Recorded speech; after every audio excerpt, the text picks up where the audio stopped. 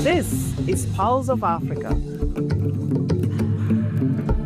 the face and voice of Africa. The story of resurgent and burgeoning Africa is here, only on the Pulse of Africa channel.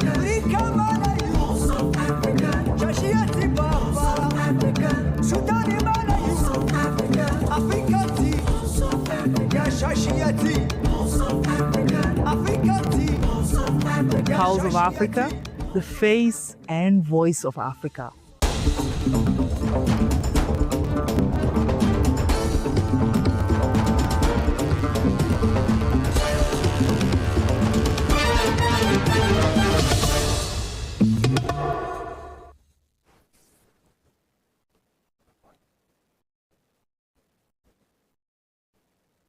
Hello and welcome. I'm Gamichi Simon of African News. Let's start with Zimbabwe's economy. Zimbabwe is gaining renewed international recognition for its ongoing economic reforms, with the World Bank raising the country's transition from the Transitional Stabilization Program through National Development Strategy 1 and into the newly launched National Development Strategy 2. According to the World Bank, Zimbabwe has made notable strides in stabilizing its economy and laying the foundation for sustainable growth. A key highlight is improved macroeconomic stability, supported by the introduction of the Zimbabwe Gold (ZiG) currency, which has contributed to declining inflation. Projections suggest the country could achieve single-digit inflation by late 2026 if current prices are maintained. Zimbabwe's economy is stronger than it has been in a very long time. I think there's a lot of policies that have been put in place. We talked quite a bit about the work and the presidential program on improving business environment and making sure that the private sector is able to influence the economy of this country. And we're seeing a clear growth not only on the agribusiness sector, manufacturing, but also mining as well, with the costs of gold and lithium going up. But also the diligence of government in managing the economy. Inflation is down. There's great plans for energy upgrades in the country, all that leading to growth that we see coming this year, of maybe even higher than what we had originally predicted. Sectoral performance has also strengthened, with agriculture, mining and infrastructure emerging as major drivers of growth. Zimbabwe's GDP is projected to expand by between 5% and 6% over 2025-2026, signaling a gradual economic recovery. On the international front, efforts to rebuild investor confidence are showing progress. Engagement under the Structured Dialogue Platform (SDP), alongside compensation initiatives for former farm owners, has improved relations with international partners and creditors. The government of Zimbabwe has made a big commitment in working on with the Monetary Fund and with the World Bank, and some clear policies that are going to be undertaken this year under the staff monitored program with the IMF, but also in all of our work on taxes and our public finance management with support from the bank. I would just say continue doing more and of what you're already doing, and we really congratulate the government of what we've achieved so far. Reforms aimed at improving the ease of doing business, including digitizing public registries and streamlining licensing procedures, are also seen as critical steps toward Zimbabwe's ambition of attaining upper middle income status by 2030. Looking ahead, National Development Strategy 2, 2026 to 2030, will focus on consolidating these gains, accelerating digital transformation and advancing the country's Vision 2030 agenda.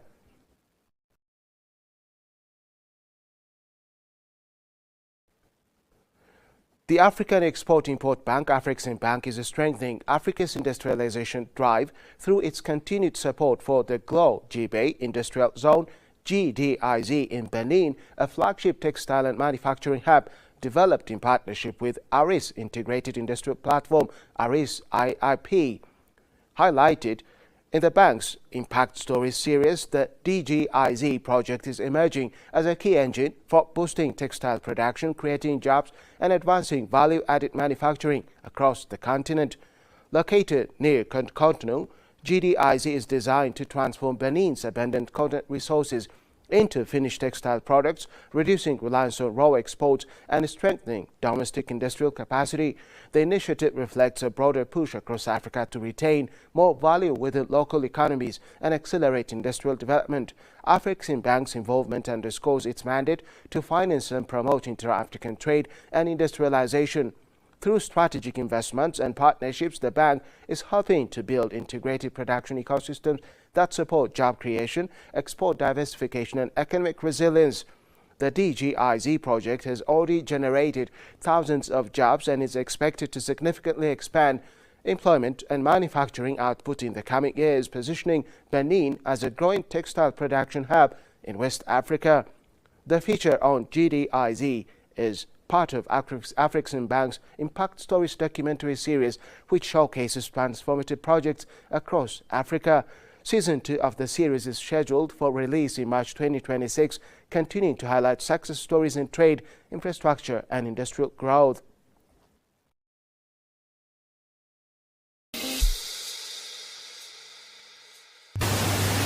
If you don't tell your story, it will be told by others.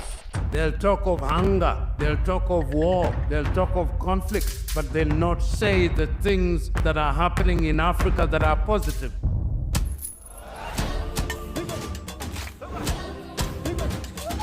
This is POA, a very new media organization in Ethiopia. We have to be voice for ourselves. There is no one else that can tell our story better than us. If it's defending African matters, then go for it.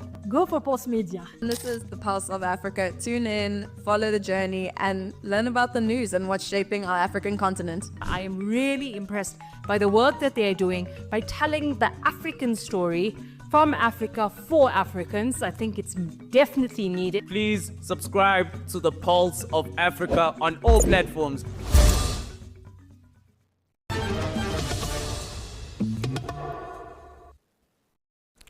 John Dramani Mahama has declared a tough stance against illicit trade, describing smuggling, counterfeiting, and the circulation of substandard goods as acts of economic sabotage. He warned that such practices will be treated as serious economic crimes due to their damaging impact on local industries, government revenue, and consumer safety.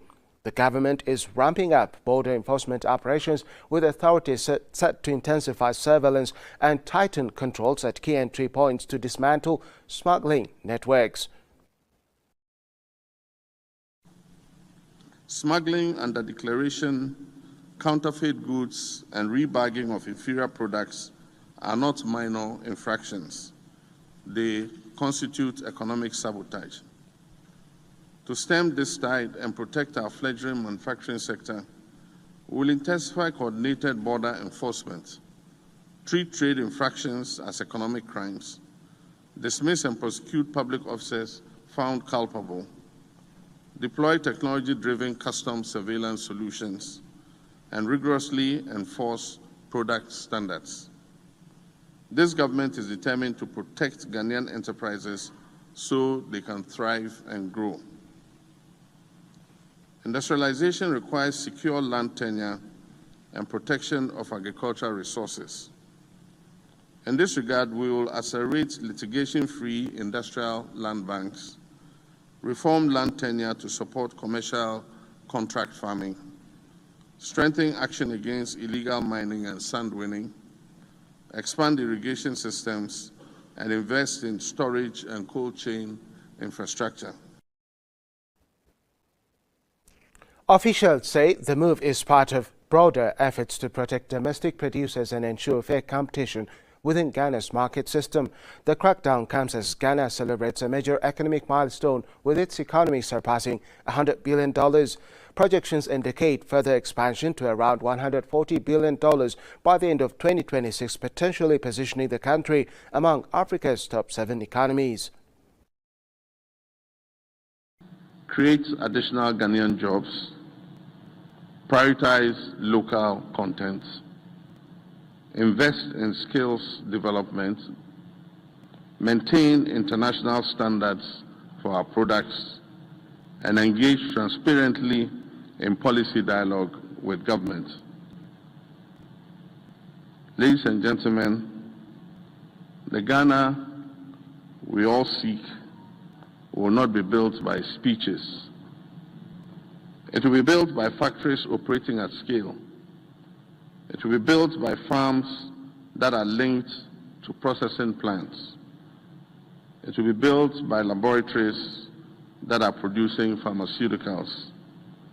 It will be built by industrial parks that are producing for Ghana and exporting to Africa and beyond. And so, today is a presidential dialogue with the private sector, but let us move from dialogue to delivery as we leave this place. Together, we will build an industrial Ghana that is competitive, resilient, and prosperous. Economists attribute the growth to strong performance across sectors such as natural resources, services and industrial development, with Ghana maintaining its status as Africa's leading gold producer while advancing value addition and infrastructure investment. Analysts say the dual focus on enforcing market integrity and sustaining economic growth could strengthen Ghana's position as a key regional economic hub, boosting investor confidence and supporting long-term development.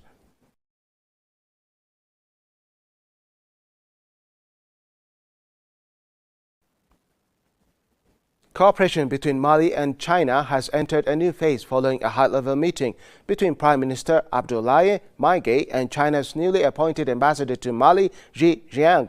The meeting, held in Bamako, went beyond a symbolic courtesy call, signaling both countries' commitment to deepening a long-term strategic partnership. Officials described the engagement as a step forward in consolidating ties between the two nations. Discussions between the two sides build on the foundations laid during a landmark summit held in Beijing in September 2024. During that meeting, Mali and China elevated their bilateral relations to the level of strategic partnership following talks between Mali's transitional president Assimi Goïta and Chinese President Xi Jinping. Authorities emphasized that the evolving Bamako-Beijing axis reflects a shared vision centered on long-term cooperation, economic development and strengthened diplomatic engagement. The renewed momentum in Mali-China relations is expected to enhance collaboration across key sectors, reinforcing both countries' commitment to mutual growth and strategic alignment on the global stage.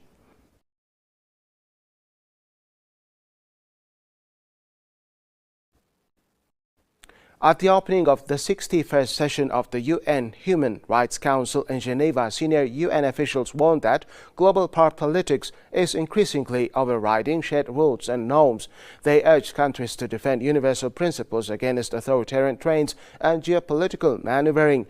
UN Secretary-General Antonio Guterres condemned the rise of the law of the strongest, saying the rule of law is being undermined by powerful actors at the expense of human rights. He warned that attacks on fundamental rights are happening openly and threaten global stability. Human rights are under a full-scale attack around the world. The rule of law is being outmuscled by the rule of force. And this assault is not coming from the shadows or by surprise. It is happening in plain sight and often led by those who hold the greatest power. Around the world, human rights are being pushed back deliberately, strategically, and sometimes proudly. The consequences are devastating, as witnessed in the Council, and as written in the lives of people who suffer twice, first from violence, oppression, or exclusion, and then again from the world's indifference. When human rights fall, everything else trembles. Peace, development, social cohesion, trust, solidarity. This is precisely why the tools of the Human Rights Council, such as the special rapporteurs, special procedures, investigative mechanisms, and universal periodic review are essential. Guterres stressed that human rights erosion fuels wider humanitarian, economic and democratic challenges worldwide. The Secretary-General called for stronger international institutions, Security Council reform and support for the International Court of Justice and International Criminal Court. We must unlock the power of human rights. After all, human rights are not only what we defend, they are what lifts the world to a better place. When rights are upheld, people live more freely, economies grow more fairly, communities trust more deeply, and peace and stability take hold because dignity takes root. Human rights are not an obstacle to progress, they are essential to progress. We have seen it time and time again all over the world. Where rights advance, conflict loses ground. Where justice strengthens, violent extremism weakens. Where equality expands, possibility explodes. Where freedom prevails, societies flourish. And so we must change course and let human dignity set the direction by renewing our commitment to respect for the rule of law at every level. UN High Commissioner for Human Rights Volker Turk echoed concerns over rising global competition, the use of force and disinformation by some leaders. UN General Assembly President Annali Barrow urged decisive action, warning that major systems decay rule by rule if silence persists. She emphasized that defending human rights and international law is a choice within the hands of all nations.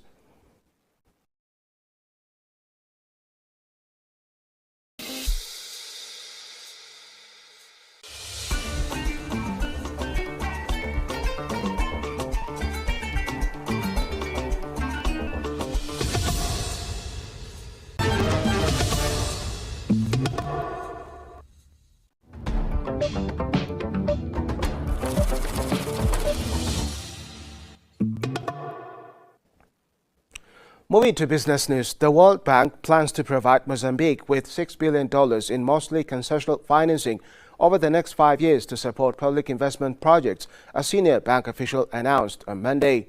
The funding aims to bolster the country's development strategy amid strained public finances.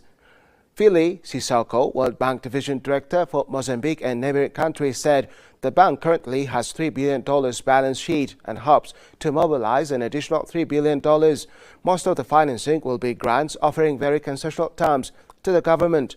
The lender also aims to raise another $4 billion for private sector projects, complementing its support for public investment. Mozambique's Finance Minister, Carla Lovera, highlighted a $921 million macro-fiscal support framework designed to ensure economic stability and sustain recovery, while optimism grows with the resumption of a major liquefied natural gas project led by French company Total Energies. International institutions have flagged economic risks, including debt service delays, persistent fiscal deficits, and ongoing vulnerabilities in public finances. Mozambique's development efforts are further challenged by natural disasters, including frequent cyclones and floods, which scientists link to climate change. The World Bank partnership seeks to address both immediate fiscal needs and long-term economic resilience.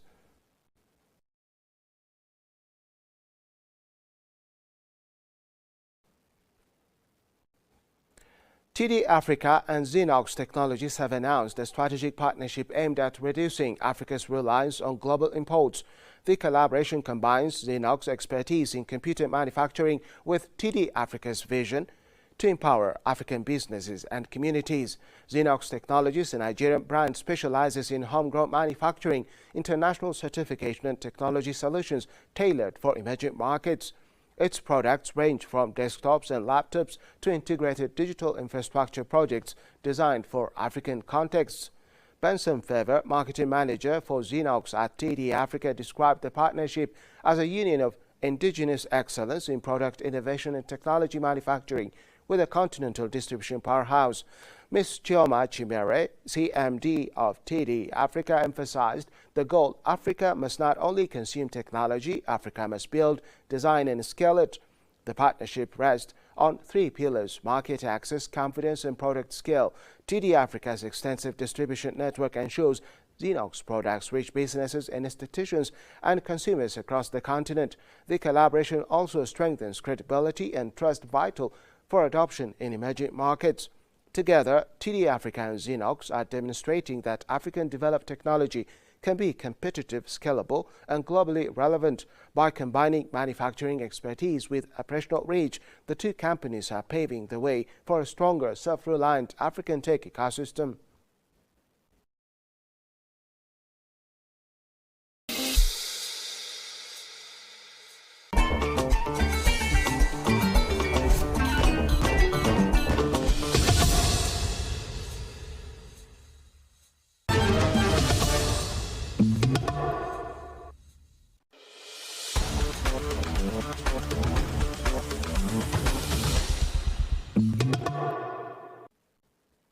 Finally, sports news. The West African Football Union Zone A, WAFU A, has announced a packed 6 competition calendar for 2026 featuring youth, women's and senior tournaments.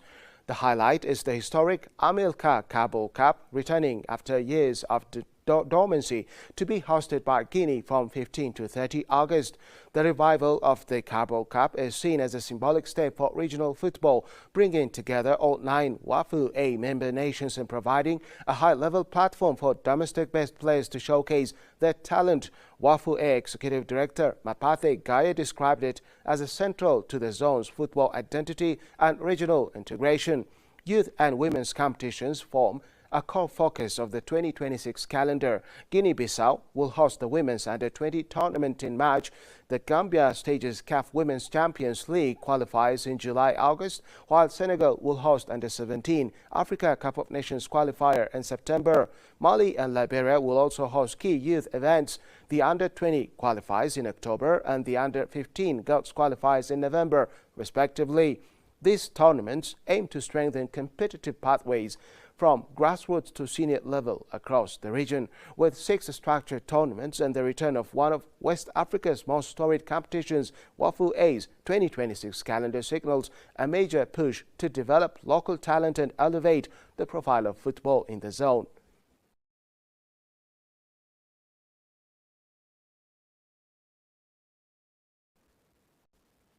Now let's take a look at the weather forecast across Africa.